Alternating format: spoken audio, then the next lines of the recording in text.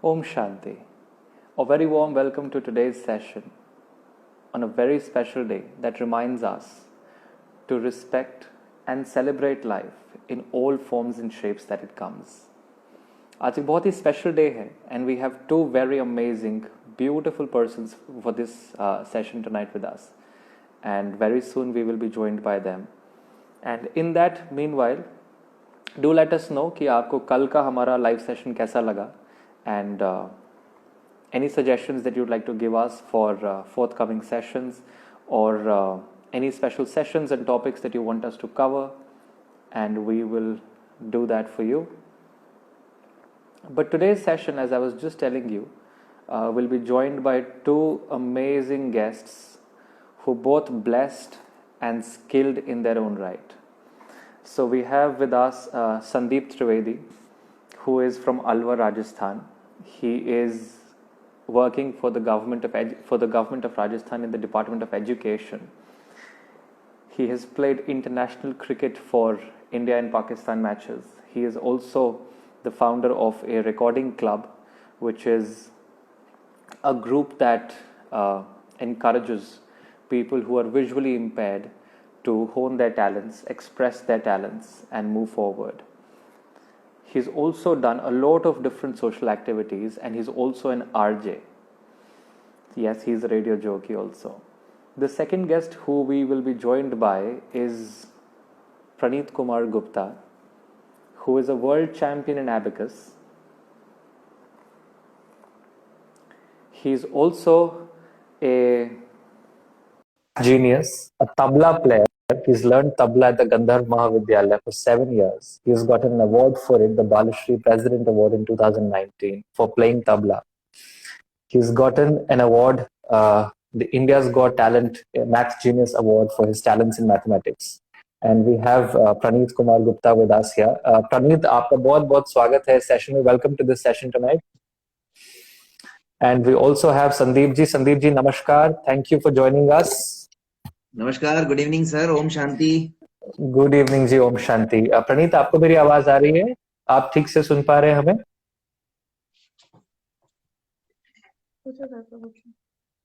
प्रणीत को पूछ रहे हैं. प्रणीत, अगर आप हमारी आवाज सुन पा रहे हैं तो एक बार प्लीज रिस्पॉन्ड कीजिए, क्योंकि हम आपकी आवाज नहीं सुन पा रहे अभी.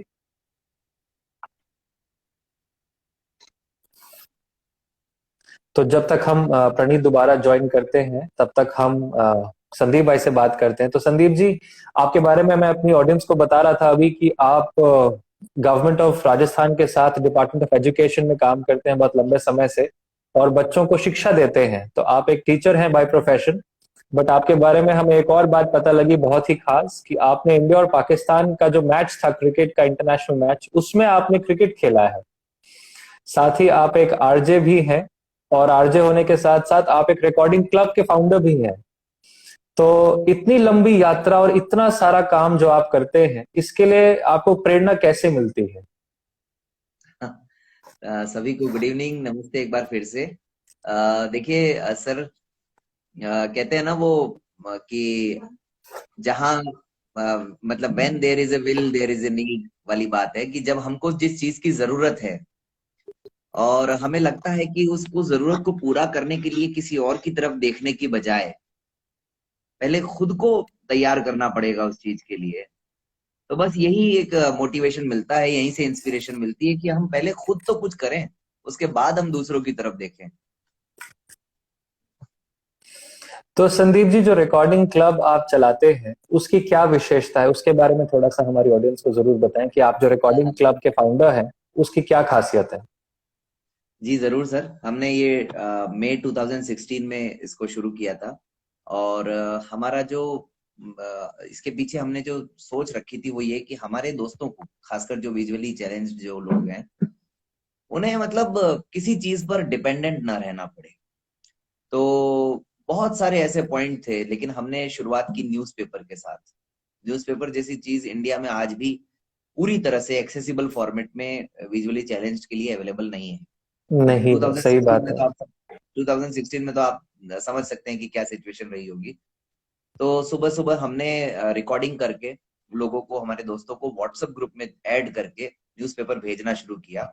लोगों को अच्छा लगा, जुड़ते गए लोग। आज जुड़ते जुड़ते लोग पूरे इंडिया से 25 स्टेट से लगभग 3000 लोग हमारे साथ जुड़े हुए हैं।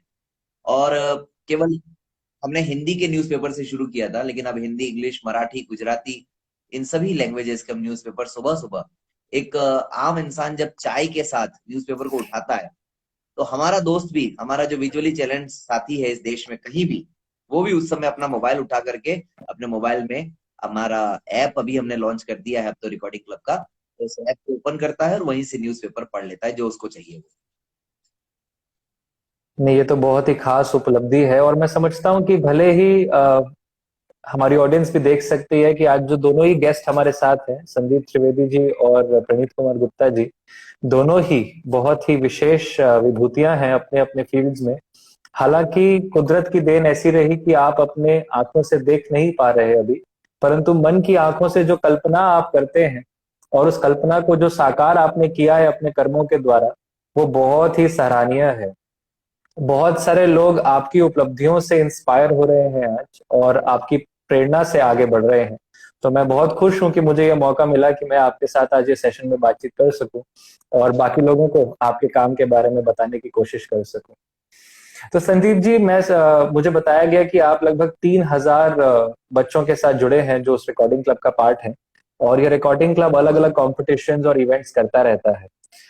जी। इसके अलावा संदीप जी, जब आप स्कूल में बच्चों को पढ़ाते हैं तो उसका अनुभव कैसा रहता है? बच्चे आपके साथ किस प्रकार से व्यवहार करते हैं, कैसे आपको वेलकम करते हैं, आपके साथ कैसे बातचीत करते हैं, और आप बच्चों को क्या विशेष शिक्षा के रूप में दे पाते हैं?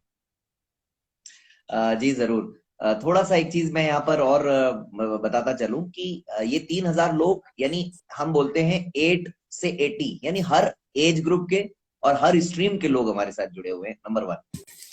अब आपने जो पूछा एजुकेशन के लिए, तो अभी मैं पिछले 10 सालों से जो साइटेड स्कूल्स हैं, बच्चे जहाँ बच्चे पढ़ते हैं गवर्नमेंट स्कूल्स में, उनको पढ़ाता था। और अभी अक्टूबर में ही मैं स्पेशल स्कूल में यानी ब्लाइंड स्कूल में मेरा ट्रांसफर हुआ है, और वो भी उस स्कूल में जहां से मैंने खुद एजुकेशन ली।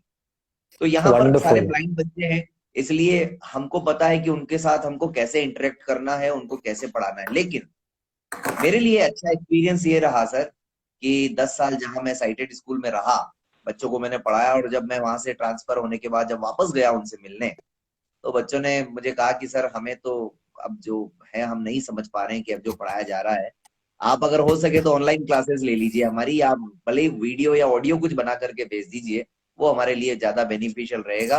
तो ये मेरे लिए एक बहुत अच्छा बच्चों की तरफ से कॉम्प्लीमेंट था, मुझे अच्छा लगा। फिर मैंने कोशिश भी की, कुछ उनको अपनी तरफ से भेजा, लेकिन मैंने बच्चों के साथ अपनी ब्रेल बुक में रखता था, ब्रेल बुक में पढ़ता था, और कोर्स सेम है, तो बच्चे को मैं बोलता था आप भी पढ़िए हमारे साथ साथ, और मैं पता लगा लेता था कि जहाँ कहीं वो गलती कर रहा है या साथ में नहीं पढ़ रहा है या उसका माइंड कहीं डाइवर्ट हो रहा है। तो इस तरीके से एजुकेशन में मुझे कोई दिक्कत नहीं हुई सर। नहीं, दिक्कत तो संदीप जी आपको किसी भी कार्य में नहीं आएगी, क्योंकि आप इतने मन लगा के, इतने उत्साह और इतने विश्वास के साथ हर कदम को आगे बढ़ाते हैं। तो मैं समझता हूँ दिक्कत तो आपको कहीं भी नहीं आएगी, बल्कि सबकी मदद, सबकी दुआएं और आपका जो विश्वास है वो हम आपको हमेशा आगे बढ़ाता रहेगा। आज हमारे साथ प्रणीत कुमार गुप्ता जी भी जुड़े हैं। प्रणीत, अब आप हमें सुन पा रहे हैं तो एक बार प्लीज आप हमारे ऑडियंस को हेलो कहें। प्रणीत, आप अगर हमें सुन पा रहे हैं, क्योंकि हम आपकी आवाज अभी सुन नहीं पा रहे प्रणीत। सर आपको आवाज आ रही है? जी, अभी आ रही है। Thank you so much Praneet, thank you. Lovely to connect with you, बहुत ओके। अच्छा लगा। तो प्रणीत, ओके। जैसा कि मैंने पहले बताया हमारे सेशन के स्टार्टिंग में, एक बहुत ही स्पेशल चाइल्ड है प्रणीत। सीए के स्टूडेंट है और संदीप जी से वैसे जुड़े हुए हैं, परंतु मैं समझता हूँ कि फिर भी प्रणीत के बारे में जो विशेष बातें मेरे को पता लगी वो मैं जरूर सभी को बताना चाहूंगा। तो प्रणीत ने 7 साल तबले की शिक्षा ली है, तबला बजाने में कौशल हासिल किया है गंधर्व महाविद्यालय से, जिसके लिए 2019 में प्रणीत को बालश्री प्रेसिडेंट अवार्ड दिया गया। इसी के साथ साथ प्रणीत मैथमेटिक्स जीनियस भी हैं और इनको 2017 में इंडिया गॉट टैलेंट का मैथ जीनियस अवार्ड मिला, और वर्ल्ड चैंपियन रह चुके हैं प्रणीत 2 बार एबेकस के। तो मैं समझता हूँ अपनी उम्र में एक विभूति के नाम पे प्रणीत बहुत ही प्रख्यात है और एक अच्छा एग्जाम्पल है एक ऐसे आदर्श विद्यार्थी का जो न केवल पढ़ाई में परंतु इसके साथ साथ को करिकुलर एक्टिविटीज में भी आगे बढ़ सकता है। तो मैं देख रहा हूँ कि प्रणीत कुछ टेक्निकल डिफिकल्टीज का सामना करते हुए इस सेशन से फिर हमसे डिस्कनेक्ट हो गए हैं। तो I will just Praneet, try and connect Praneet once again. बिल्कुल प्रणीत और हम लोग सर जुड़े हुए हैं साथ में। और प्रणीत का हमने रेडियो मधुबन पर मन की आंखों से कार्यक्रम भी किया था, मैंने खुद नहीं वो उनके साथ रिकॉर्डिंग की थी। जी, तो संदीप जी, जब तक प्रणीत हमें दोबारा ज्वाइन करते हैं, आपका आरजे बनने का अनुभव कैसा है? अभी तक आपने इतना सब कुछ किया, फिर आपने आरजे भी बने, तो प्रणीत हमारे बस साथ दोबारा आ गए हैं। जी जी प्रणीत, प्रणीत अभी प्लीज। आप जी, तो before you go again Praneet, we welcome you back. और आप बताएं प्रणीत, आपकी जर्नी अभी तक कैसी रही है? हेलो। जी प्रणीत। यस। ओके। नमस्ते सभी को, ओम शांति। ओम शांति प्रणीत। सर, मेरे बारे में अगर बताना चाहूँ तो मैं बाय बर्थ ब्लाइंड हूँ। और मेरी शुरुआत की जर्नी थोड़ी हार्ड जरूर थी, बट माता पिता ने निर्णय किया कि वह मुझे नॉर्मल स्कूल्स में ही पढ़ाएंगे। तो मेरी सारी शिक्षा नॉर्मल स्कूल से हुई है। और पूरा 10th तक का एजुकेशन होने के बाद मैंने कॉमर्स फील्ड में जाना पसंद किया। कॉमर्स फील्ड में जाके 12th होने के बाद अभी मैं फिलहाल सेकेंड ईयर बीकॉम में पढ़ाई कर रहा हूँ। और इसके साथ साथ सीए का कोर्स भी मैं कर रहा हूँ। सीए फाउंडेशन मतलब जो फर्स्ट लेवल होता है वो मेरा क्लियर हो चुका है। सीए इंटर मतलब सेकेंड लेवल की मैं तैयारी कर रहा हूँ। इसके साथ साथ सर अदर एक्टिविटीज भी मेरी चलती रहती है, जो आपने इंट्रोडक्शन में बताया है। तो काफी दिक्कतें आती थी, बट संदीप सर की तरह, संदीप सर के मार्गदर्शन में और उनके उनसे प्रेरणा लेकर मैं भी आगे बढ़ रहा हूँ और दिक्कतों का सामना करते जा रहा हूँ।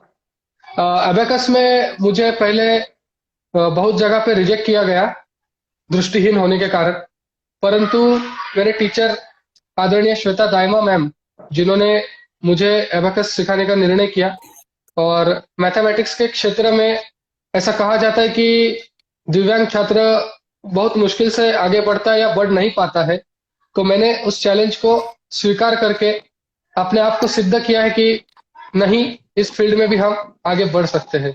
जी सर। तो प्रणीत, एबेकस सीखने की इंस्पिरेशन और प्रेरणा आपको कैसे मिली? कैसे आपने वो शुरू किया और कैसे आपको पता लगा कि मैं सी एबेकस कर सकता हूँ? सर जी, एबेकस मतलब मुझे मैथमेटिक्स की पहले से ही आदत थी, पसंद था मुझे। बट ब्रेल में जैसा गणित का एक स्लेट होता है, टेलर फ्रेम उसे कहा जाता है, संदीप सर मुझसे अच्छा बताएंगे। तो उसमें टाइम काफी लगता है।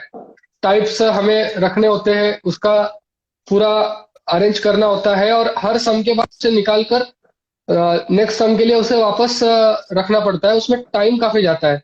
और उतना बड़ा टेलर फ्रेम अवेलेबल भी नहीं है कि हम एक के बाद एक कर सके। तो इसमें सर टाइम काफी जाता था और प्रोसीजर भी बहुत लंबा होता था। तो हमने इसका कोई शॉर्टकट अवेलेबल हो सकता है क्या, इस पर रिसर्च किया। मेरे पेरेंट्स ने भी काफी साथ दिया।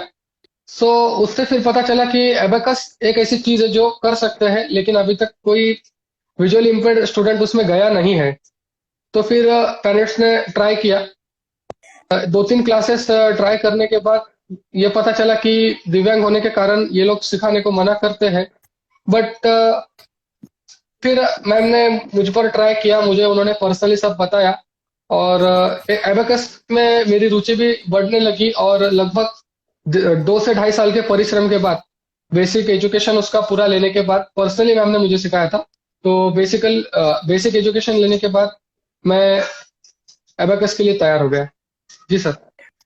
पर मैं समझता हूँ संदीप जी हमसे एग्री करेंगे कि मैथमेटिक्स एक इतना डिफिकल्ट विषय है और सभी लोग मैथमेटिक्स से दूर जाते हैं, चाहे छोटे बच्चे निश्चित रूप हैं से। चाहे बड़े बच्चे हैं। पर प्रणीत ने जो करके दिखाया है आज, वो अपने आप में एक अजूबा है, क्योंकि प्रणीत मैथमेटिक्स को इतना प्यार करते हैं कि मैथमेटिक्स के वर्ल्ड चैंपियनशिप जीते हुए हैं। बिल्कुल सर। इनफैक्ट मैं आपको बताऊं कि हमारे यहाँ कई जगह तो ये भी होता है कि 10th क्लास के बाद मैथ्स सब्जेक्ट हम ले ही नहीं सकते हैं, मतलब ये भी बैरियर हमारे लिए रहता है। बावजूद इसके प्रणीत ने एक ऐसे सब्जेक्ट को चूज किया है जो आमतौर पर विजुअली चैलेंज लोग लेते भी नहीं है और उनको लेने भी नहीं दिया जाता है, दोनों ही बातें हैं। तो प्रणीत इस मामले में निश्चित रूप से अद्भुत है। तो मैं अपनी ऑडियंस को बताना चाहूंगा कि प्रणीत बहुत ही स्किल्ड है मैथमेटिक्स में, और ये दावा करते हैं कि ये कोई भी आपका लाखों का, हजारों का मल्टीप्लिकेशन, एडिशन, सब्ट्रैक्शन, डिवीजन 3 से 5 सेकंड के अंदर करके आपको आंसर दे सकते हैं। तो अगर हमारी ऑडियंस प्रणीत से कोई सवाल पूछना चाहती है तो आप कमेंट बॉक्स में लिख के भेज सकते हैं कोई मैथमेटिक्स का सवाल अगर आप प्रणीत से करवाना चाहें। पर जब तक हमारे पास ऑडियंस के कमेंट्स आते हैं, प्रणीत क्या मैं आपसे रिक्वेस्ट कर सकता हूँ 2-3 कैलकुलेशंस के लिए? जी जी बिल्कुल सर, ऑफ कोर्स। तो प्रणीत मैं एक छोटा सा नंबर दूंगा, ज्यादा बड़ा नहीं। 947 multiplied by 847। Okay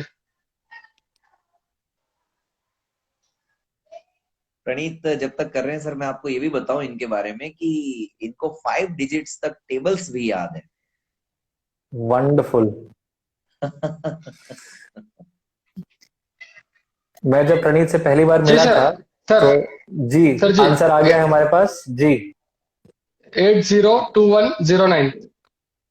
wonderful Praneeth, wonderful. मेरे पास कैलकुलेटर है और मैं देख सकता हूँ कि आपका आंसर बिल्कुल सही है। मतलब मुझे इतना खुशी हो रही है आपसे ये बात करते हुए, और मैं देख सकता हूँ कि आपने कैसे मन में और कुछ ही सेकंड में ये कैलकुलेशन पूरा कर दिया। इसके अलावा प्रणीत, संदीप जी हमें बता रहे हैं कि आप टेबल्स भी जानते हैं। तो अगर हमारी ऑडियंस, जैसे कि सभी जानते हैं कि बच्चों को स्कूल में मैथमेटिक्स के टेबल सिखाए जाते हैं, तो अगर कोई टेबल आप पूछना चाहें, संदीप कहां तक के टेबल्स आपको आते हैं? सर 10 लाख तक टेबल कोई भी बोल बता दीजिए, मैं बता दूंगा आपको। 10 लाख। वंडरफुल वंडरफुल मैंने तो वंडरफुल। 5 डिजिट कहा था सर, ये 7 डिजिट्स तक जानते हैं, बताइए। तो हमारे पास ऑडियंस की तरफ से क्वेश्चन आया प्रणीत आपके लिए। ये लिखते हैं 78 multiplied by 95 divided by 45 multiplied by 75 divided by 23। क्या सर बात। थोड़ा टाइम लगा, आप एक एक बोलिए सर, आप मतलब एक एक जी बोलिए सर। जी जरूर, मैं आपको बॉड मास के हिसाब से बताता हूं। 78 मल्टीप्लाइड बाय 95 1 सेकंड।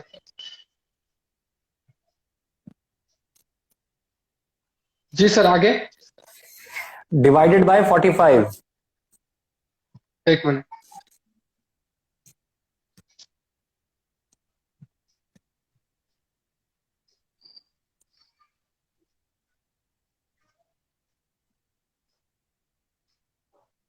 ओके आगे सर। अब जो आंसर आया उसको मल्टीप्लाई कीजिए 75 से। एक मिनट। मिनट तो नहीं प्रणीत, आप तो सेकंड में बता दे रहे हो। मिनट तो बहुत लंबा है आपके लिए। सर मल्टीप्लाई कितना बोला था आपने? 75। 75 से मल्टीप्लाई करना है। Okay okay okay okay.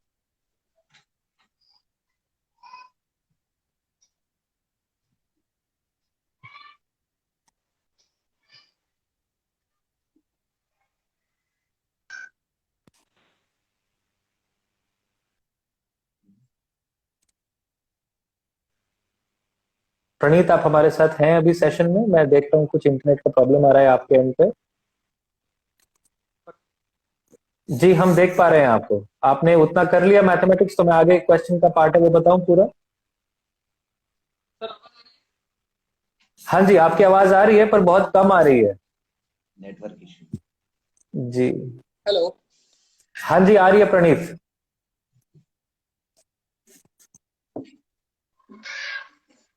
एक मिनट।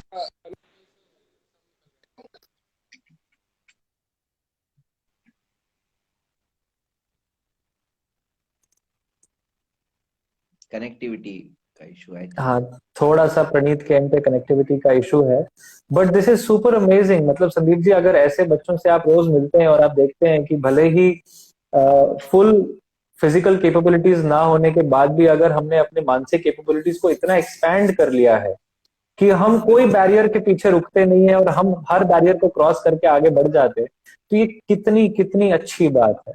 प्रणीत दोबारा हमारे साथ हैं। हेलो। प्रणीत, आपने मैथमेटिक्स का वो क्वेश्चन पूरा किया, तो मैं आगे बढ़ूं। जी जी आगे का बताइए ना सर, हो गया मेरा उतना। Divided by a, 23। Divided by 23। Sir यहाँ तक का ही आंसर बोल दूं क्या? टाइम काफी हो गया। जी, बता दो बता दो। ठीक है सर। 12349.50। अच्छा, आप डेसिमल प्लेसेस तक आंसर बता रहे हैं। I am very sure, very happy कि हमारे ऑडियंस में बीपी सिंह जी ने ये क्वेश्चन पूछा था और ये उत्तर उनको सही मिला होगा। प्रणीत, एक और सवाल हमारे पास ऑडियंस से आया है और ये है जी। 1326 डिवाइडेड हम्म। बाय 71। ओके।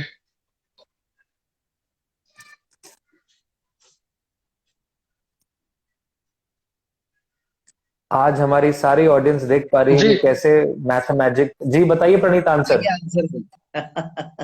18.67। 18.67। वंडरफुल वंडरफुल प्रणीत। जिन्होंने ये क्वेश्चन पूछा था, आई एम श्योर वो भी अमेज्ड होंगे आपके स्पीड से, कैलकुलेशन से। अब आते हैं प्रणीत एक टेबल पे। तो आप कह रहे जी हैं कि जी आपको सर। 10 लाख तक के टेबल्स आते हैं। तो जी सर। हमारी ऑडियंस सुनना चाहे तो ऑडियंस भी बोल सकती है, पर मैं चाहूंगा कि आप हमें 8034 का टेबल सुनाएं। जी सर। 8034 16068 24102 32136 40170 48204 56238 64272 72306 80340। ये प्रणीत आपकी कैलकुलेशंस का जवाब नहीं है, बिल्कुल भी लाजवाब बात है। आप ऐसे बोले मैथ्स का टेबल 8034 का, जैसे आप अपना नाम बता रहे हैं, अपना घर बता रहे हैं, कहाँ रहते हैं और क्या एजुकेशन किया है वो बता रहे हैं। Thank you sir, thank you. But this is very amazing, very amazing. तो प्रणीत, हमें बताया गया है कि आपने तबला भी सीखा है और आपने 7 साल की गहन तपस्या की है तबला सीखने में, और आपको बालश्री प्रेसिडेंट अवार्ड भी मिला है। तो म्यूजिक और मैथ्स का कॉम्बिनेशन कैसे, आपको तबला सीखने की प्रेरणा कैसे मिली? नहीं नहीं सर, आप म्यूजिक मैथ्स का कॉम्बिनेशन तो नहीं बोल सकते, क्योंकि तबला मैंने पहले से शुरू किया है एक्चुअली। अच्छा। और मैथ्स का जो इंटरेस्ट है वो तो स्टडी के साथ आया था सर। क्योंकि जब मैं स्टडी कर रहा था तो मुझे हमेशा सबसे अलग करने की चाह होती है। इसलिए मैथ्स में कोई नहीं था, इसलिए मैं मैथ्स के अंदर आ गया। और म्यूजिक तो सर मैं जब फर्स्ट स्टैंडर्ड में था तो उसके साथ साथ ही मैंने शुरू किया। और पहले मैंने हारमोनियम प्ले करना शुरू किया और उसके मैंने 4 एग्जाम दे दिए थे। मध्यमा पूर्ण यानी 5वीं जो एग्जाम होती है गांधर्व महाविद्यालय से, उसका एक इश्यू ऐसा हो गया था सर कि मेरी उम्र कम पड़ गई थी। मतलब वो एग्जाम को एज का लिमिट था, 14 ईयर्स कुछ कंप्लीट होना चाहिए।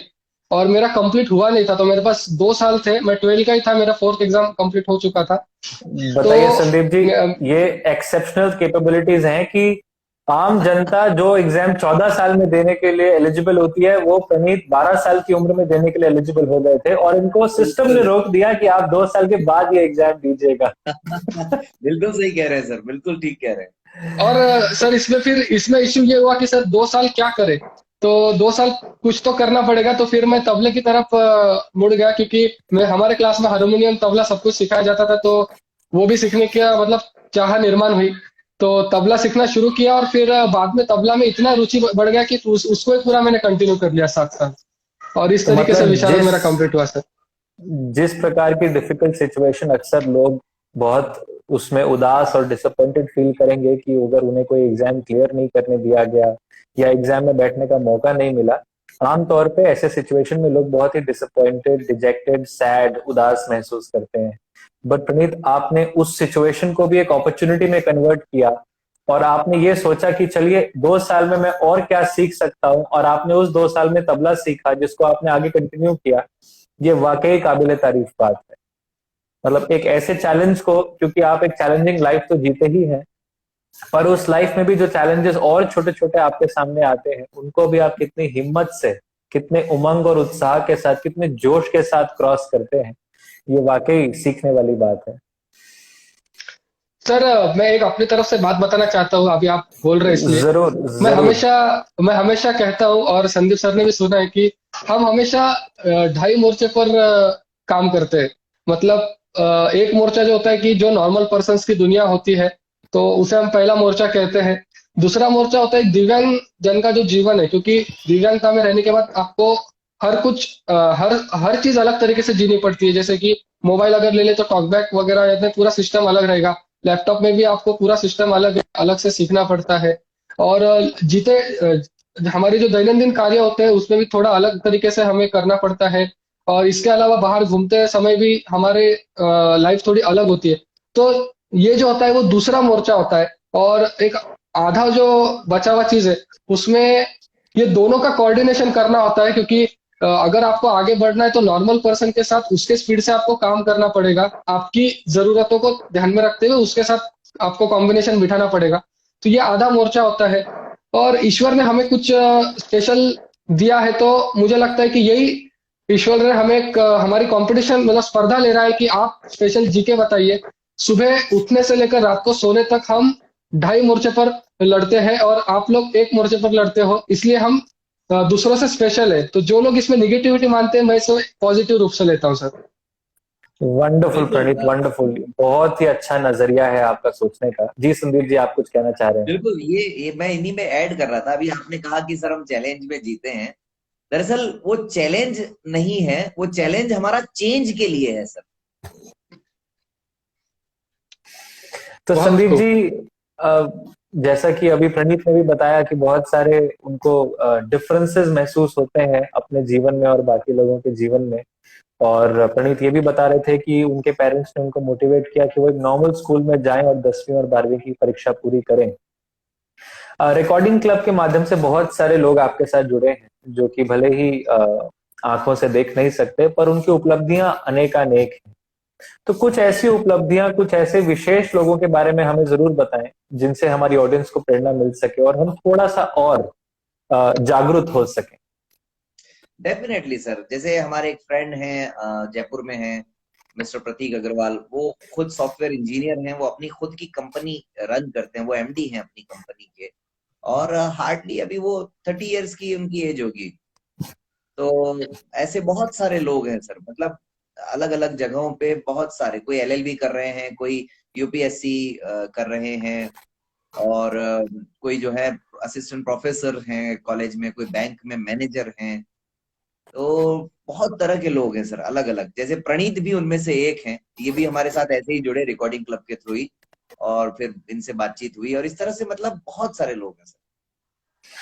संदीप जी, आप भी कोई कम विशेष नहीं है। जैसा कि हमने पहले बताया था कि आप इंटरनेशनल क्रिकेट खेल चुके हैं, उसके बारे में थोड़ा सा बताइए कि कैसा जी, आपका अनुभव रहा, कैसे आपका सिलेक्शन हुआ, फिर आप खेलने गए तो क्या महसूस हुआ, कैसे आपने खेला।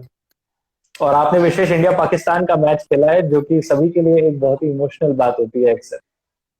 एक्चुअली मैं सर कभी कभी मजाक में अपने दोस्तों को या अपनी फैमिली में कहता हूँ कि परफेक्ट किसी में नहीं हूँ और छोड़ा कुछ भी नहीं है, वही वाली बात है। क्रिकेट और पढ़ाई के साथ साथ म्यूजिक और इंडोर एक्टिविटीज, आउटडोर एक्टिविटीज, और अब तो ये सोशल वर्क भी आ गया। तो ये एक जो हमारी पूरी जर्नी रही है, खासकर बचपन में, उसका एक हिस्सा है। क्रिकेट में बहुत रुचि थी, और मतलब अच्छा लगता था कि अपने को उस उस फील्ड में भी थोड़ा सा एक्सप्लोर करना। और आमतौर पे बात वही आ जाती है कि हमारे लिए थोड़ा सा एक बॉल जो होती है वो अलग तरह की होती है, जिसमें बॉल में भी आवाज होती है। उस बॉल में वो बॉल बजती है, और अंडर आर्म बॉलिंग होती है सारी हमारी। तो 2003 से मैंने नेशनल खेलना शुरू किया, और ऐसे ही 2006 में इंडिया से एक टीम पाकिस्तान जाने वाली थी। और उसमें जो उस समय जो सिलेक्टर्स थे वो हमारे यहीं के थे, राजस्थान के, जो मुझे जानते थे अच्छी तरह से, और उनको मेरा खेल भी अच्छा लगता था। तो उन्होंने उस समय कहा कि भाई हमारे यहाँ क्या 3 कैटेगरी होती है सर, B1, B2 और B3। B1 जिसको बिल्कुल नहीं दिखाई देता है, B2 वो होता है जिसको थोड़ा सा दिखाई देता है, तकरीबन 2 फीट 2.5 फीट तक, और B3 वो होता है जिसको करीबन 5 फीट 6 फीट तक दिखाई देता है। तो B1 जो कैटेगरी थी उसमें उन्हें लगा कि संदीप को हम ले सकते हैं। तो ऐसे उसमें सिलेक्शन हुआ, और फिर हम 2006 में पाकिस्तान गए थे खेलने के लिए। और लाहौर, इस्लामाबाद, शेखुपुरा और रावलपिंडी, इन जगहों पर हमारे मैचेस हुए। बड़ा अच्छा एक्सपीरियंस था। उस समय तो थोड़ा सा पीस के लिए वापस से मतलब काम शुरू हो गया था, रिलेशनशिप बिल्डिंग का काम भी शुरू हो गया था उस समय, क्योंकि बीच में वो 2003 में 2001 में जो संसद पर अटैक हुआ था, और उसके बाद में काफी रिश्ते बिगड़ गए थे। 2006 से अच्छी शुरुआत हो रही थी इंडो पाक रिलेशनशिप के बीच में, बाद में वापस फिर 2008 आते आते गड़बड़ हो गया। तो बहुत अच्छा एक्सपीरियंस रहा। मतलब एक फीलिंग आती थी कि आगे पीछे वहां पर पूरा उनकी अथॉरिटीज रहती थी हमारे साथ, अलग अलग होटल्स में अच्छे अच्छे अरेंजमेंट्स होते थे। तो बड़ा अच्छा एक्सपीरियंस था सर।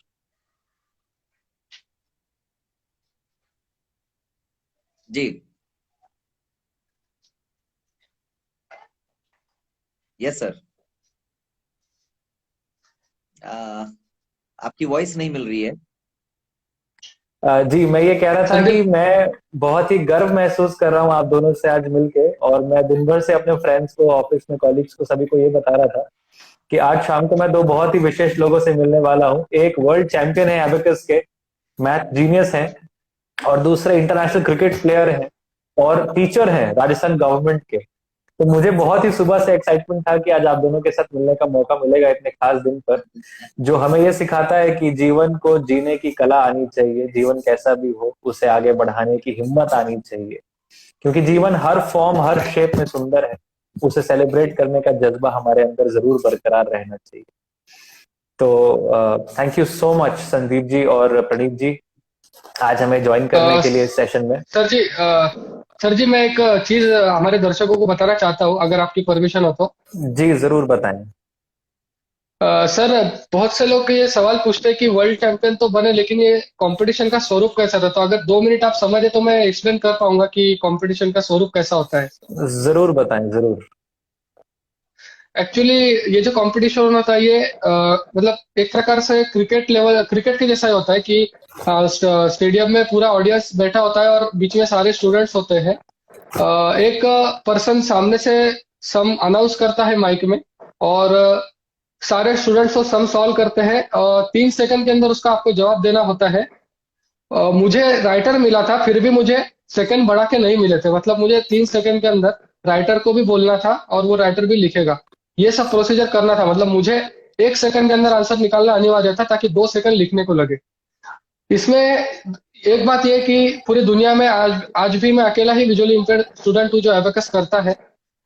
मैंने इसमें 5,500 स्टूडेंट थे 56 कंट्रीज के, 56 कंट्री के।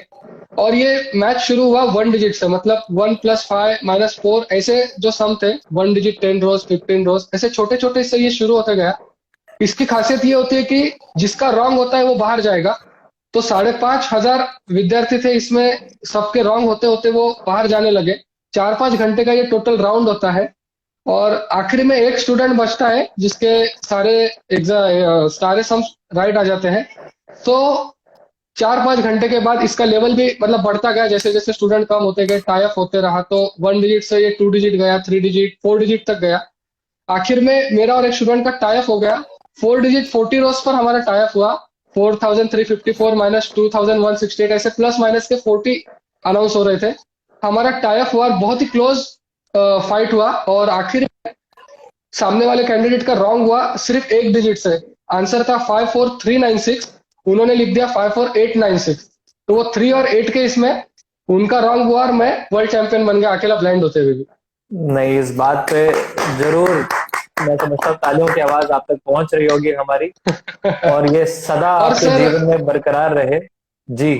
और सर मुझे मुझे गर्व इस बात का होता है कि भारत के मैं कुछ काम आ गया, क्योंकि 20 साल से ये कंपटीशन हो रहा था और कोई भारतीय जीता नहीं था। विजुअल इम्पेयर्ड होने के बावजूद भी मैं प्रथम भारतीय बन गया इस स्पर्धा को जीतने वाला। और एक बार नहीं, मैंने 2 बार इस कंपटीशन में जीत हासिल की है। 2015 में दिल्ली में, और 2016 में फिर दुबई में। ऐसा 2 बार मैंने इस कंपटीशन को जीता। जरूर। आप और सर कमेंट्स कमेंट्स में भी हमारे बहुत सारे ऑडियंस हैं जो आपको बधाइयां दे रही हैं और अपनी जी गुड जी विशेस भी जी, आप तक पहुंचा रहे हैं। धन्यवाद सर, धन्यवाद। और सर एक और बात मैं जाते जाते बताना चाहूंगा कि वर्ल्ड रिकॉर्ड जो मैंने किए तो वो कैसे पॉसिबल हुआ। वर्ल्ड रिकॉर्ड में मेरा अभी तक वर्ल्ड रिकॉर्ड हो चुका है 1 डिजिट 300 रोज, मतलब 1 + 2 + 3 ऐसे 300 प्लस माइनस के मैंने मतलब 300 ये जो थे ये सॉल्व किए, और उसका आंसर मैंने दिया था 3 सेकंड के अंदर।